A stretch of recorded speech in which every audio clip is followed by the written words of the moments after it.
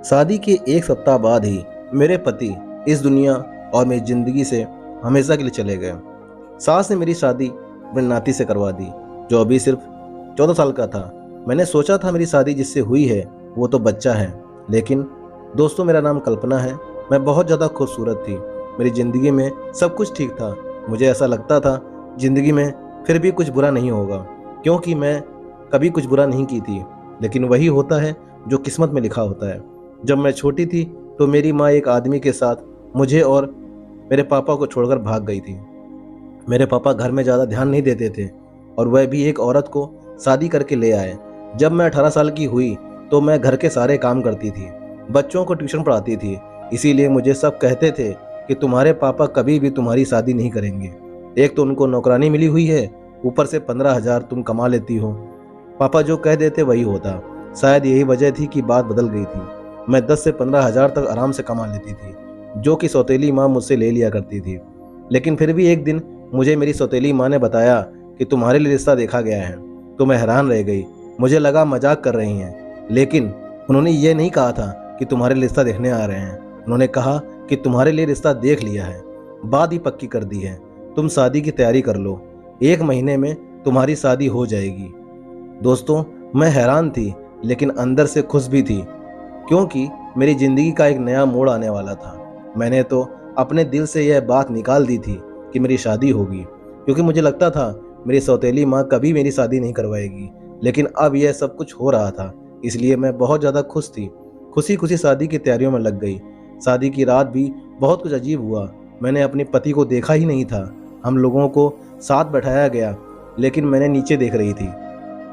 इतनी हिम्मत कहाँ होती है दुल्हन में कि सर उठा ले और गर्दन घुमाकर अपने पति को 2 पल देख ले। मैंने भी नहीं देखा था। उसके बाद जब कमरे में बैठी थी तभी अपने पति को देखा तो पता चला कि वो बहुत अच्छा इंसान है। उसने पहले ही दिन मेरा बहुत सम्मान किया। उसके घर में सिर्फ उसकी माँ थी और एक बहन थी, और बहन का 14 साल का बेटा था। उसने मुझे बताया कि मेरी बहन का बेटा मेरे बच्चों की तरह है, पर मेरा बहुत लगाव है। वैसे तो उसकी उम्र सिर्फ 14 साल की है, लेकिन मेरे लिए तो वह इससे बहुत ज़्यादा छोटा है, क्योंकि उसने मुझे कहा कि वह 2 साल का था तो उसके पापा इस दुनिया से चले गए थे और वह कुछ जानता नहीं था। इसके लिए पापा की जगह मैंने ले ली और रोज़ रात को मैं उसे अपने सीने पर सुलाया करता। तब से वह मेरे लिए ऐसा ही है जैसे मेरा अपना बच्चा है। मेरी ननद के बेटे का नाम शिव था। मेरे पति ने कहा तू हमेशा उसका ख्याल रखना। मैंने कहा ठीक है, आप चिंता न करें, वह मेरे लिए भी छोटे भाई की तरह ही है।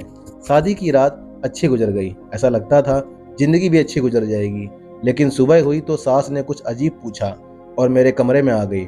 मुझे इतनी शर्म आ रही थी, मैं शर्म से पानी पानी हो रही थी। मैं सोचने लगी, औरतें इस तरह की हरकतें क्यों करती हैं। उसके बाद मेरी सास ने कहा अब तुम तैयार हो जाओ, रोज़ तुम्हें देखने के लिए रिश्तेदार आएंगे। शादी धूमधाम से हुई है, जबकि इतने पैसे नहीं थे, लेकिन बारी बारी सब लोग तुम्हें देखने के लिए आएंगे और जो भी पैसे देंगे वह मुंह दिखाई में देंगे तो मुझे दे देना। मैंने कहा ठीक है। मेरी सास परंपरा निभाने वाली सास की तरह ही थी, लेकिन भांजा अच्छा था। पहले मेरे साथ हंसी मजाक कर रहा था, फिर उसने अजीबोगरीब किस्म की बातें शुरू कर दी। मुझसे पूछने लगा आप और मामा क्या कर रहे थे। मैंने कहा हम लोग बातें कर रहे थे। उसने कहा नहीं, आप लोग जल्दी सो गए थे, आपके कमरे की लाइट ऑफ हो गई थी, मैंने देखा था। मैं हैरान रह गई। मैंने कहा यह हमारे कमरे के बाहर बैठा था, कहीं इसने हमारी बातें तो नहीं सुन ली। मुझे बहुत शर्मिंदगी महसूस हो रही थी, लेकिन वह आराम से बातें कर रहा था जैसे उसे कुछ पता ही नहीं है। इसलिए मैंने भी ज़्यादा बात नहीं की। कहने लगा आप कहाँ सोती हैं, मामा किधर सोते हैं। मुझे समझ नहीं आ रहा था इसे क्या जवाब दूं। फिर पूछने लगा क्या आप लोग एक साथ सोते हैं। मुझे बड़ी शर्मिंदगी हुई। शाम को मैंने यह बात अपने पति को बताई कि वह इस तरह से सवाल पूछ रहा था। अजीब बात है, इतने छोटे बच्चे के दिमाग में इतने सारे सवाल। मेरे पति ने कहा मैंने तुम्हें कहा था कि तुम्हें उसका ख्याल रखना है, तुम पहले दिन ही उसकी शिकायत करने लगी हो। मैंने कहा कि मैं शिकायत नहीं कर रही हूँ, लेकिन आजकल के बच्चों के दिमाग में इस तरह के सवाल नहीं होने चाहिए। मेरे पति ने कहा इस उम्र में जिज्ञासा होती है, मेरा भांजा बहुत ज़्यादा मासूम है, उसका ख्याल रखना, उसकी कमजोरी उसकी गलतियाँ तलाश करने को नहीं कहा गया है। यह बेचारा तुम्हारे आगे पीछे फिरता है, मामी मामी कहते उसका मुंह नहीं थकता। और तुम हो कि उसके लिए इस तरह सोच रही हो। मैं तो हैरान थी कि मेरे पति को क्या हो गया था। वह वाकई अपने भांजे के लिए बहुत ज़्यादा इमोशनल थे। ये बात समझने में मुझे ज़्यादा देर नहीं लगी कि अगर मुझे अपने पति को खुश रखना है तो उनके सामने उसके भांजे की कोई बुराई नहीं करनी होगी, नहीं तो उन्हें बुरा लग जाएगा। उसके बाद मैंने ऐसा कुछ भी नहीं किया। अभी हमारी शादी को 1 हफ्ता हुआ था। मेरे पति फिल्मी किस्म के इंसान थे। उसे मुझ में बहुत ज़्यादा दिलचस्पी थी। वो मुझे छोड़ते ही नहीं थे। एक दिन तो सुबह से मेरी सास मुझे आवाज़ दे रही थी, लेकिन मेरा पति मुझे अपने पास से उठने नहीं दे रहे थे। वो कह रहे थे, मुझसे अच्छी अच्छी बातें करो, मेरी आंखों में देखो। तुमने क्या कभी फिल्म नहीं देखी, जैसे फिल्मों में हीरो हीरोइन एक दूसरे के साथ बैठकर बातें करते हैं और मेरे पास बैठी रहो। मैंने कहा, आपकी माँ मुझे बुला रही है, कोई काम होगा, क्योंकि सुबह के 11 बज रहे थे। ये कोई 4 या 5 बजे का वक्त नहीं था। लेकिन मेरा पति मुझसे बातें कर रहा था और फिर वही हुआ। मुझे मेरी सास ने डांट पड़ती रही। मुझे इन लोगों का समझ में ही नहीं आ रहा था। यह लोग थोड़े से अजीब थे। मेरी सास आखिर कह ही दी, तुमने तो आते ही मेरे बेटे को अपनी उंगलियों पर नचाना शुरू कर दिया है। तुम्हारे अलावा इसे कोई दिखाई ही नहीं देता। मैंने कहा, ऐसा कुछ नहीं है, अब वो खुद ही मेरा दीवाना है तो मैं क्या कर सकती हूँ। लेकिन मेरे पति ने मुझे कहा था, मेरी माँ का हमेशा ख्याल रखना, उसको खुश रखना। इसलिए मैं सारे घर के काम अच्छी तरीके से करती थी, कभी कुछ भी नहीं बोलती थी, कोई जवाब नहीं देती थी उनको। अगर जवाब देती तो बहुत तरीके से, जिस पर वह गुस्सा नहीं होती। पर मेरी शादी को अभी 1 साल ही पूरा नहीं हुआ था जब मुझे एक बुरी खबर मिली। वो ये कि मेरा पति इस दुनिया से चला गया। उसके बाद हम लोग बहुत ज़्यादा परेशान हो गए और सोचने लगे कि ये खबर झूठी हो। लेकिन जब लाश को घर लाया गया तो हमारे होश ही उड़ गए और मेरी सास, मेरा भांजा और मेरी ननद हम बुरी तरह चिल्ला रहे थे, रो रहे थे, भगवान से प्रार्थना कर रहे थे कि ये खबर भी झूठ हो। पर मेरा पति इस दुनिया से जा चुका था। ये दुख मेरे लिए बहुत बड़ा था। मेरे माँ बाप ने कहा कि देखो, तुम अपने ससुराल में ही पूरा करो, उसके बाद हम तुम्हें आकर ले जाएंगे। मैं रोती रही, तड़पती रही। मेरी सास मुझे कहती रही कि बस से तू आई है, तूने मेरे बेटे को खा लिया, तेरे कदम ही मनहूस हैं। मेरा घर का वारिस चला गया, मेरा बेटा चला गया, सब कुछ बर्बाद हो गया, सब कुछ खत्म हो गया, तूने किया है। ये सब 4 महीने में सुनने में ही गुजरे थे, लेकिन उसके बाद ये वक्त खत्म हो गया तो मैं ये सोचकर थोड़ी बेफिक्र थी कि अपनों के पास चली जाऊंगी। वैसे भी अब मेरी ज़िंदगी में खुश रहने के लिए क्या रह गया था। पापा ही थे मेरे अपने, बाकी तो मेरी माँ भी सौतेली थी। जब मेरी सौतेली माँ और मेरे पापा मुझे वापस लेने के लिए आए तो मेरी सास ने एक ऐसी बात की कि सब हैरान रह गए। मेरी सास का कहना था, मैं इसे वापस नहीं भेज सकती, ये मेरे बेटे की विधवा है। मेरे पापा ने कहा, आपका बेटा इस दुनिया में नहीं रहा, इसका यहाँ पर क्या काम। लेकिन मेरी सास का कहना था, इसकी वजह से तो मेरा बेटा गया है, अब यह भी यहीं से चली जाएगी। मेरे घर में कमाने वाला कोई भी नहीं है। मेरी एक बेटी है जो विधवा है, उसका एक बेटा है जो अभी स्कूल में पढ़ता है। तो फिर क्या हम भूखे मर जाएंगे? ये मेरे बेटे की जगह कमाई करेगी और हमारा घर चलाएगी। मेरे पापा और मम्मी ने कहा, ये तो बहुत ही बुरी बात है, ऐसा नहीं होना चाहिए। लेकिन मेरी सास ने ठान लिया था। फिर मेरे पापा मेरी सास के बीच काफ़ी बहस हुई। कभी बात इस तरह की जाती है तो कभी उस तरह। जब मुझसे पूछा गया तो जाहिर है मैं वापस जाना चाहती थी। मेरा भी इस घर में दम घुटता था। पर मेरी सास ने कहा, यह यहाँ से नहीं जाएगी।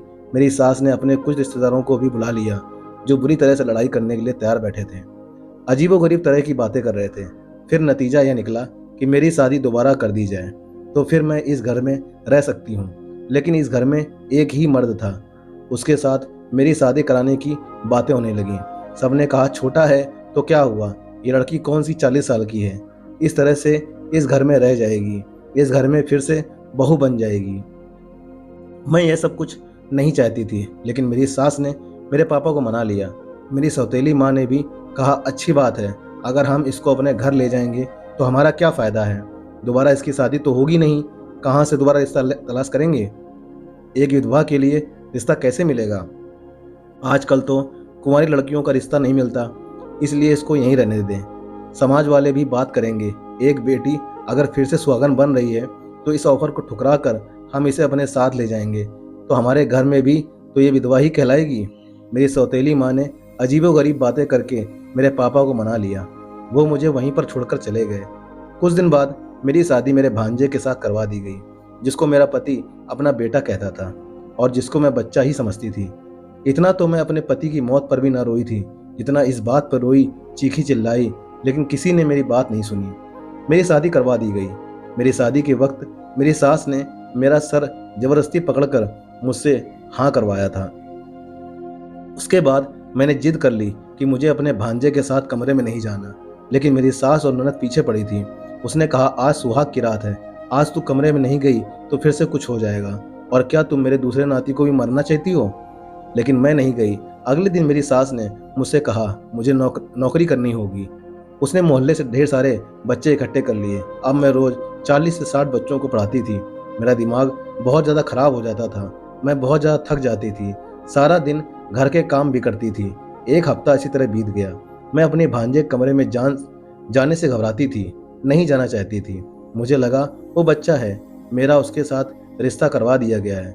बस वो अपने कमरे में रहे और मैं अपने कमरे में। उसके कमरे में जाकर क्या ही करना था। मेरी सास मेरे पीछे पड़ी थी। कुछ दिन तो इस तरह बीत गए। मैं एक दिन यह देखकर हैरान रह गई, मेरा भांजा खुद यह कह रहा था कि मेरी पत्नी को मेरे कमरे में भेजो। लेकिन मुझे पता था वो बच्चा है, उसे इन सारी बातों का पता नहीं, इसलिए वो कह रहा होगा कि उसे यह सब कुछ अजीब लग रहा है। वह खुश हो रहा है। एक तो उसकी शादी हो गई है, वो भी इतनी जल्दी। उसके लिए यह सब कुछ नया था। मैं हैरान रह गई कि उसके दिमाग में भी ऐसी बातें तो पहले ही दिन से मैं समझ गई थी कि उसे ऐसी चीज़ों का शौक है, लेकिन उसे यह नहीं पता था कि पत्नी क्या होती है। मेरी ज़िंदगी बर्बाद हो गई थी। मेरी ज़िंदगी में अब कुछ भी नहीं बचा था। मैंने एक दिन सोच लिया कि मैं इस घर से भाग जाऊंगी। ये कोई इतना ज़्यादा मुश्किल नहीं था, इसलिए मैंने सोच लिया कि मुझे क्या करना है। लेकिन मेरे भांजे को पता चल गया। उसने कहा, फिक्र ना करें, मैं आपकी मदद करूंगा। जो भी आप कहेंगी मैं करूंगा। फिक्र मत करो, आपको कोई दिक्कत नहीं होगी। मैं आपका ख्याल रखूंगा। वह बातें तो इस तरह कर रहा था जैसे कि मैं सुनना चाहती थी। मैं बुरी तरह रोने लगी। मैं भी घर से भागना चाहती थी। भाग कर जाती भी कहाँ। एक बार भाग जाती तो मुझ पर ठप्पा लग जाता कि यह घर से भाग गई है। मैं एक इज्जतदार बेटी थी। मैंने सारी जिंदगी इज्जत से गुजारी थी। मैं अपने बाप का नाम कैसे बदनाम कर सकती थी। मैं बुरी तरह रोने लगी और अपने पति के साथ वापस आ गई। ऐसा पति नहीं चाहिए था। मेरा दिल नहीं कर रहा था उसको पति कहने का। सुबह इस बात की आखिर मेरी ननद सास को भी हो गई, लेकिन मेरे देवर ने सब कुछ संभाल लिया, वरना मुझे बहुत डांट पड़ती। मैं ऐसा नहीं चाहती थी। उसके बाद मेरी ननद को बैठे बैठे न जाने क्या हो गया, उसने शोर मचाना शुरू कर दिया। उसने कहा, आज तो तुम मेरे बेटे को कमरे में जाओगी। तुमने तमाशा बना लिया है। इसकी पत्नी हो, पति पत्नी एक साथ नहीं रहेंगे तो क्या अलग अलग रहेंगे? यह बात बिल्कुल भी अच्छी नहीं है। मैंने बहुत सोचा। मेरी सास ने जबरदस्ती मुझे फिर से दुल्हन बनने को कहा। मुझे दुल्हन बनाकर कमरे में भेज दिया गया। एक पल को मैंने सोचा कि मैं अंदर से कमरे को ताला लगा लूं, लेकिन मैं ऐसा नहीं कर पाई क्योंकि मेरी सास ने पहले ही दरवाज़ा खोल दिया था। थोड़ी देर बाद मेरा भांजा कमरे में आ गया। मैंने कहा, यह तो बच्चा है, इसे डरा धमका कर सुला दूंगी। मुझे परेशान होने की ज़रूरत ही क्या है? मेरी सास भी खुश और मैं भी खुश। किसी को क्या पता चलेगा कि कमरे के अंदर क्या हो रहा है? मैं हैरान होने लगी कि यह ख्याल मुझे पहले क्यों नहीं आया। उसने मुझे कहा कि तुम बहुत प्यारी लग रही हो। मैंने कहा, ठीक है, अब तुम सो जाओ। मैं मेकअप और ज्वेलरी उतारने लगी। उसने कहा, तुम बहुत अच्छी लग रही हो। मैंने कहा, मैं अच्छी हूँ या बुरी, इसे तुम्हें क्या मतलब? चुप करके सो जाओ। मैंने उसे आखिरी बार ये बात कही। किसी बीवी की तरह नहीं, बल्कि शायद उसकी माँ की तरह बोल रही थी, जो डांट कर सुला देना चाहती थी। लेकिन वो मुझे ऐसी नज़रों से देख रहा था जैसे किसी ने आज तक मुझे नहीं देखा था। मैंने कहा, मेरी शक्ल क्यों देख रहे हो? चुपचाप सो जाओ। मैं अभी भी इस पर रोब जमाने की कोशिश कर रही थी, जबकि मुझे डर लग रहा था। थोड़ी देर के बाद उसने मेरा हाथ पकड़ा और मेरे मुंह पर थप्पड़ दे मारा। मैं हैरान रह गई। उसने कहा, तुम्हें तमीज नहीं है? अपने पति से किस तरह बात करते हैं? तुम मुझ पर चिल्ला रही हो, बेवकूफ़ औरत। मैंने कहा, तुम अभी ज़मीन से निकले हो और रोते ही पति बनने के लिए? तुम मेरे पति नहीं हो, तुम्हारी उम्र ही क्या है? उसने कहा कि तुम मुझे पहले दिन पसंद आ गई थी। तुम्हें पता है तुम्हें पाने के लिए मैंने क्या कुछ नहीं किया? अपने बाप जैसे मामा को मारना पड़ा क्योंकि मैं तुम्हें पाना चाहता था। ये सुनकर मेरी रूह कांप गई। उसने अपने मामा को खुद मारा था। उसने कहा, मैंने अपने मामा को खुद मारा। उसने कहा, मैंने अपनी मामा की कार का ब्रेक खोल दिया था, जिसकी वजह से जब वह थोड़ा आगे गया तो उसका ब्रेक पर से कंट्रोल खत्म हो गया और उसका एक्सीडेंट हो गया। सबने यही समझा कि उसका हादसा हो गया है, वह दुनिया से चला गया है। जबकि यह सोचा समझा प्लान था। मैं हैरान रह गई। इस आदमी ने मेरे पति को मार डाला, जिसे मैं बच्चा समझ रही थी, और अभी मेरा पति बना खड़ा था। यह कोई मासूम बच्चा नहीं था, यह एक शैतान था जिसने अपने मामा को मार डाला। इसका मामा जो इससे बहुत ज़्यादा प्यार करता था, इसे अपने बच्चों की तरह समझता था। क्या ये ज़माना इतना बदल गया था? मुझे तो कुछ समझ नहीं आ रहा था। मैं वहाँ से भाग जाना चाहती थी, चीखना चिल्लाना चाहती थी, लेकिन उसने मुझे अपनी तरफ खींच लिया और ज़बरदस्ती करने लगा। मुझे ये पता चला कि मेरे पति की मौत मौत नहीं बल्कि मारा गया है, तो मैं 1 हफ्ते तक बेहोश रही। सबको सब कुछ बता दिया चिल्ला चिल्ला कर, पर किसी ने मेरी बात पर यकीन नहीं किया। उन्होंने कहा ऐसा हो ही नहीं सकता, ये अपने मामा को कभी नहीं मार सकता। तुम झूठ बोल रही हो क्योंकि तुम इससे शादी नहीं करना चाहती थी। मेरे पास एक ही रास्ता था, मैं खुदकुशी कर लेती, लेकिन मुझे किसी ने मरने नहीं दिया। आज भी इस तरह से ज़िंदगी गुजार रही हूँ, समझ नहीं आता कि क्या करूँ। उसके बाद ज़िंदगी इसी तरह गुजरने लगी। मुझे भगवान ने एक बेटा दिया। मैं ये सोचकर उदास थी कि मेरी किस्मत ही फूटी है। मेरे बेटे की किस्मत भी फूटी ही होगी, पर मेरी किस्मत इतनी बुरी नहीं थी, क्योंकि मेरे भांजे के साथ भी वही हुआ जो उसने अपने मामा के साथ किया। मैंने उसको पुलिस के हवाले कर दिया। मैं इतने दिनों से उसके खिलाफ सबूत इकट्ठा कर रही थी। अब उसको उम्र कैद हो चुकी है। ये सदमा मेरी सास बर्दाश्त न कर पाई और वो भी मर गई। उसके बाद मैंने अपनी ननद की दूसरी शादी करा दी और वो भी बहुत खुश है। उसको एक अच्छा जीवन साथी मिला है और अब वो सारा घर मेरा हो गया। अब मैं अपने बेटे के साथ रहती हूँ, बच्चों को ट्यूशन पढ़ाती हूँ। मेरी ज़िंदगी इसी तरह गुजर रही है। मैंने कभी नहीं सोचा था कि मेरे साथ यह सब कुछ हो जाएगा, पर फिर भी ये सब हो गया। मैं फिर भी ये सब अपने लिए बर्दाश्त कर ली। मैं अपने पहले पति को आज भी याद करती हूँ। मुझे उसकी बहुत याद आती है। अगर वो होते तो ये सब कुछ नहीं होता। दोस्तों, परिवार में कभी भी कुछ भी हो सकता है। किसी पर विश्वास ना करें, अपने पर विश्वास करें। कहानी कैसी लगी कमेंट करके बताइएगा, और चैनल पर नए हो तो चैनल को लाइक सब्सक्राइब और शेयर करना बिल्कुल ना भूलिएगा। मिलते हैं इस तरह की अच्छी और सच्ची कहानी में। तब तक के लिए जय हिंद, जय भारत।